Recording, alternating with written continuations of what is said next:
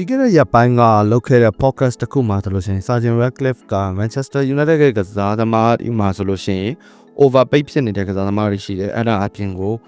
not good enough ပေါ့နော်ဆိုတော့လုံလောက်အောင်ကောင်းတဲ့ကစားသမားတွေမရှိဘူးဆိုတာမျိုး mention လုပ်သွားခဲ့တယ်ဆိုတော့ okay Manchester United ကလက်ရှိလောလောဆယ် squad depth ကိုကြည့်မယ်ဆိုလို့ရှိရင်အထောင်တိုက်စစ်အနေထားမှာဆိုလို့ရှိရင်ကစားနိုင်တဲ့ကစားသမား၃ယောက်ရှိတယ် Hojlund, Zazie, Obi အဲ့ဒါအပြင်ကို attacking midfield နေရာတွေမှာကစားနိုင်တဲ့ကစားသမားတွေရှိတယ် Ahmed, Mason Mount, Garnacho, Eriksen Bruno Fernandes ကိုပါထည့်တော့လို့ရတယ်ဒါပေမဲ့ဒီနောက်ပိုင်း Bruno Fernandes ကို deep line ကိုပို့ပြီးဆင်ခိုင်းတဲ့အတွက်ကြောင့်မလို့ Bruno ကို deep မှာပဲထည့်လိုက်တယ်ဆိုတော့မှ attacking midfield နှစ်နေရာသာတော့ကစားသမား၄ယောက်ရှိတယ်အဲ့ဒါဆိုတော့လုံလောက်တယ်ဆိုပမာဏမျိုးပဲဒါအပြင်ကိုကျွန်တော်တို့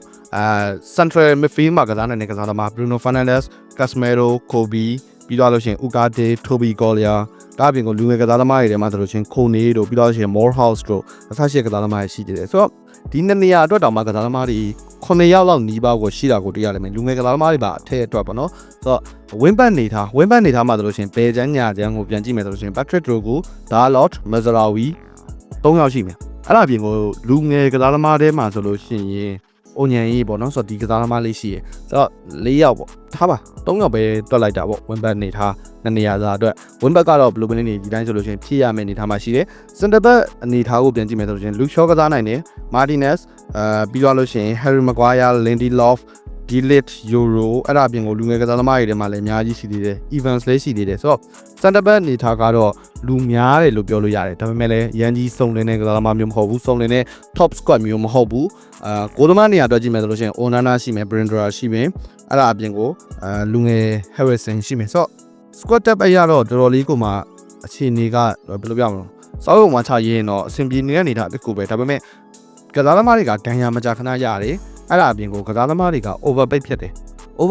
်ဆိုတဲ့အနေထားမှာ Manchester United squad တစ်ခုလုံးရဲ့ပြီးရတဲ့လာစာကလက်ရှိလောလောဆယ်အဆင့်1မှာရပ်တည်နေတဲ့ Liverpool အသင်းထပ်ပို့ပြီးမှများတယ်ဆိုပမာဏကလည်းတော်တော်လေးကိုမှများတယ်ပမာဏမျိုးနဲ့အတူတူများတာဆိုတော့ဒါအပြင်ကို Manchester United ကလက်ရှိလောလောဆယ်ရာ Ruben Amorim ရဲ့လက်အောက်မှာကစားခဲ့တဲ့ပွဲစဉ်တွေကိုပြန်ကြည့်မယ်ဆိုလို့ရှိရင်Ruben Amorim ရောက်မလာခင်က Manchester United ကပွဲစဉ်7ပွဲရှိခဲ့တယ်အဲ့7ပွဲမှာဆိုလို့ရှိရင်တပွဲပြန်မြရတဲ့မှတ်က 1.4 Ruben Amorim ရဲ့လက်အောက်မှာ Manchester United ကပွဲစဉ်16ပွဲရှိသွားပြီတပွဲပြန်မြရတဲ့မှတ်က 1.1 မှတ်ပဲရှိတယ်ဆိုတော့သင်္ကိုပမာဏကတော့ Ruben Amorim လက်ထက်မှာတပွဲပြန်မြ 1.3 ကိုအထိကိုတိုးတက်လာတယ်အရင်တုန်းက 1.1 ပဲရှိတာဆိုတော့တိုးတက်လာတယ်ဆိုပေမဲ့လည်းကျန်တဲ့အပိုင်းညာတွေမှာကစားသမားဒီကျော်နေသွားမှုတွေအများကြီးကိုမြင်လာရတယ်ကစားသမားကျော်နေသွားမှုဆိုတာကဥပမာပြင် Hojlund ကိုဆိုလို့ရှိရင်အထောင်တိုက်ဆက်မှာအများကြီးပါထားကစားနေတာဒါပေမဲ့ Hojlund ကိုပေါက်ပြောင်းနေတာအချိန်တစ်ခုကြာခဲ့ပြီအဲ့ဒါအပြင်ကို Hojlund နေရာမှာ Joshua Zirkzee ကိုထားပြီးကစားလို့ရှိရင်လည်း Joshua Zirkzee ကဒီ attacking midfield နေရာလောက်ကိုအရင်ကြီးခြေစောမပြနိုင်တာမျိုးကိုမြင်ရတယ်ပေါ့နော်ဆိုတော့Sergeant Ratcliffe ပြောသလိုပဲအသင်းမှာရှိနေတဲ့ squad depth ကတော့ပြည့်စုံတာမှန်တယ်ဒါပေမဲ့အသင်းမှာရှိနေတဲ့ကစားသမားတချို့က overpaid ဖြစ်တယ်လိုတော့မကောင်းနေဘူးဆိုတာကိုမြင်ရတယ် Mason Mount အတိအကျပြောမယ်ဆိုလို့ရှင်တော့ရောက်လာကြတဲ့က Manchester United အတွက်ပွဲစဉ်များများဆန်းဆန်းမကစားရသေးဘူးဆိုတော့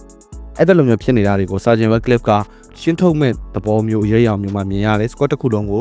လာမဲ့3နှစ်ကနေ5နှစ်အတွင်းမှာတစ်ခုစုံလုံး United ရဲ့လက်ရှိရှိနေတဲ့ squad တစ်စုံလုံးကပြောင်းလဲသွားမဲ့အနေအထားမျိုးမှာရှိတယ်ဆိုတော့ဒါဒီအကုန်လုံးရှိရင် Ruben Amorim ကိုတော့ထုတ်ပယ်မယ်ဆိုတဲ့သတင်းတွေထုတ်ပယ်နိုင်ခြေရှိတယ်ဆိုတဲ့သတင်းတွေအများကြီးရှိတယ်ဆိုပေမဲ့လည်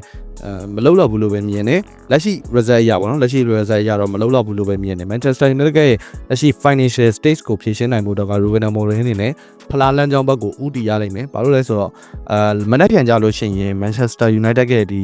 ီလူတသိန်းစက်မဲ့ queen ကိုကြီးညာသွားမယ်ဆိုတဲ့သတင်းတွေရှိတယ်အဲ့အတွက်ကြောင့်မလို့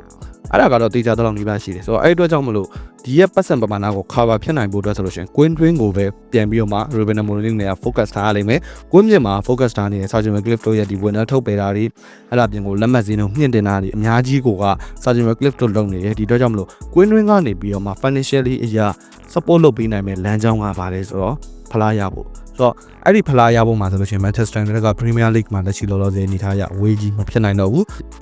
Europa League တခုပဲရှိရမယ်ဒါပြင်ကိုဒီ Europa League မှာဒီရာဒီ winner ဖြစ်သွားခဲ့တယ်ဆိုလို့ရှိရင် Manchester United အနေနဲ့နောက်ရာဒီ Champions League ဝင်ကစားခွင့်ရမှာဖြစ်တဲ့အတွက်ကြောင့်မလို့ Champions League မှာဆိုလို့ရှိရင်လည်းငွေကြေးအကျိုးအများကြီးရမယ်ဆိုတော့ Ruben Amorim အနေနဲ့ reality standing approach မျိုးကိုချင်းကပ်သွားဖို့အတွက်တော့ Sergeant Ratcliffe တို့အနေနဲ့မျှော်လင့်ထားမှာပဲအဲ့တော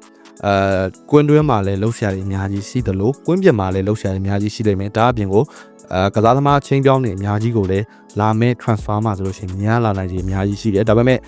Samuel Radcliffe ကိုယ်တိုင်ပြောတာကပါလဲဆိုတော့ငါတို့မှာနေရာဒီလူဝယ်ဖို့တော့ပတ်စံမရှိဘူးဆိုတဲ့စကားလုံးပဲဆိုတော့ဒါကလည်း maybe ဖြစ်ကောင်းဖြစ်နိုင်တာပဲမဖြစ်လည်းမဖြစ်နိုင်ဘူးဘာလို့လဲဆိုတော့ United ရဲ့ financial stage ကလက်ရှိလောလောဆယ်မှာဆိုးရွားနေတာတော့မှန်တယ်ဒါပေမဲ့လူရောင်းပြီးရင်တော့လူဝယ်နိုင်တဲ့အနေအထားမျိုးမှာရှိတယ် Manchester United အနေနဲ့ရောင်းဖို့အတွက်ကစားသမားတွေဆိုလို့ရှိရင်တော့လာမဲ့ transfer မှာဆိုလို့ရှိရင် Marcus Rashford တေချာပေါရောင်းမယ်ပြီး Malacia, Anthony, Sancho, Casemiro, Eriksen အားထားရှိတဲ့ကစားသမားတွေကိုထိတ်ဆုံးဦးစားပေးကစားသမားတွေအဖြစ်နဲ့ရောင်းချဖို့အတွက်သတ်မှတ်ထားတဲ့သတင်းတွေရှိတယ်ဆိုတော့ဘာဆက်ဖြစ်မလဲကတော့စောင့်ကြည့်ရလိမ့်ဦးမယ် Samuel Radcliffe တို့တော့ United ကကစားသမားဟောင်းတွေအများကြီးက support ပေးနေတာကိုမြင်ရတယ်ဆိုတော့Samuel Radcliffe ပြောခဲ့တာဒီပြီးတော့လို့ရှိရင်လက်ရှိလောလောဆယ် United က squad depth တွေဒါနဲ့ပတ်သက်ပြီးတော့မှဘယ်လိုမြင်လဲဆိုတော့ comment ထဲမှာဝင်ရောက်ဆွေးနွေးသွားလို့ရပါတယ်ဆိုတော့ကျွန်တော်နောက်ထပ်တစ်ပုဒ်မှာပဲထပ်ပြီးတော့မှတွေ့ကြပါ